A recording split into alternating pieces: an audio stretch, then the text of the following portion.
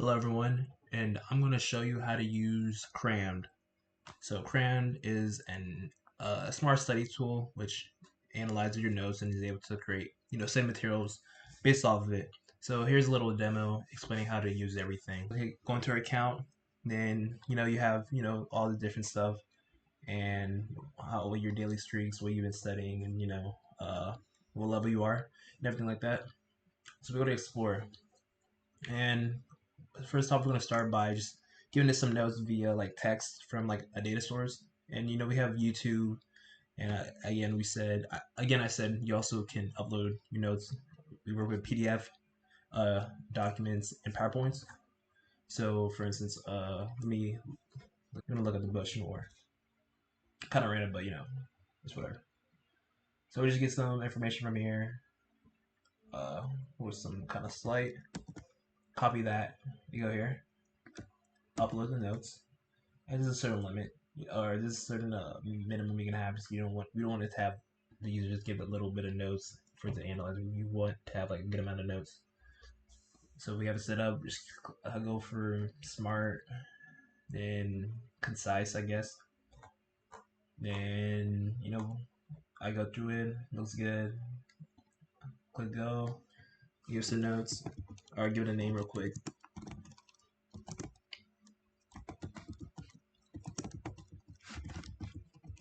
Hopefully I spell it right. You can give it a description, but we just leave it at that.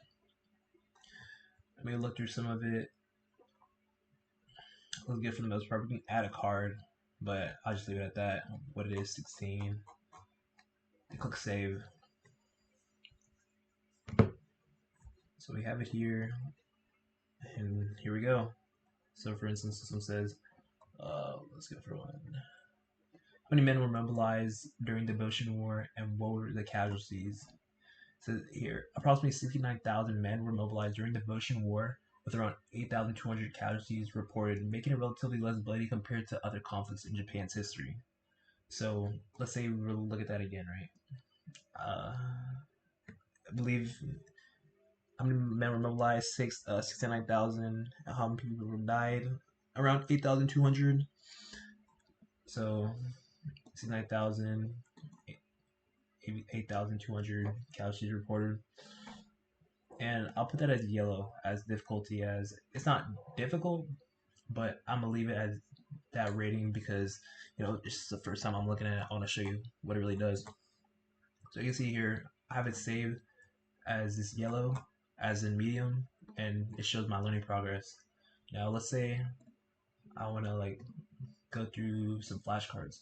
We also have a flashcard mode, and I guess something else I can really show is we have a dark theme, so that's also good to look at if you don't like just looking at the white background. So I don't even know if I'll read all this, but what was the policy for isolationism in Japan prior to 1854? For over 2 centuries, Japan maintained a strict policy of isolationism, limiting foreign interactions primarily to Korea, King China, and the Dutch through the trading post of Dajima. This policy aimed to protect Japanese culture and sovereignty from foreign influence. I probably butchered some of that, but it is what it is. You have that. How active recall. I'll just look at one of them. Unequal treaties were agreements imposed on Japan by Western powers that favored foreign interests over Japanese sovereignty. The humiliating terms of these treaties led to widespread internal dissent against the Tokugawa shogunate. I didn't even look at this one, but we're gonna put. I don't even know. More the unequal treaties and how they affect the Tokugawa shogunate. Okay, so as you see, I got this one wrong. And what it's gonna do now, it's gonna take this into consideration. So it analyzes what I got wrong, then it would give me a score based off different metrics. So for instance, I took a little bit of time to answer this question, and that's because I'm really reading it. But what we have going on in the background, it's keeping score of what you're getting wrong, how long it takes you to complete it, and when it shows up again, what's the chance of you getting it right the next time, and what frequency we're going to show it for the next time you come across this problem. And we have multiple rounds in each session. So this one, round one, question 1 out of 10. So we're not going to see this question again until the next round, or you can even see it later on in this deck, depending how fast you completed it, slash how quickly or how long you created, or how long you finished to do it. So we have that going on. I'll just leave it at that. Then the more you do, the more fills up. And right here it says I got 3% of the progress done.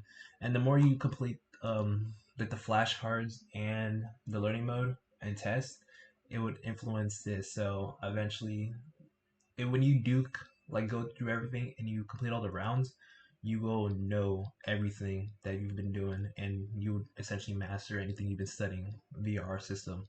And there's a lot of other intricacies that goes on in the background, but just to keep it short and simple, that's pretty much everything that's been going on. And I mean, I can guarantee if you study this way, you will essentially ace any test you take just based off the way we have everything set up. And I mean, we're also looking for like different things to add on to the feature. So there's a lot of things that happen in the background that's there. It's gonna essentially make you a better learner, and that's our goal. Is all of us to be smarter and better individuals. So yes, that is how we use Cram, and that's how you could also use Cram in the future. Thank you.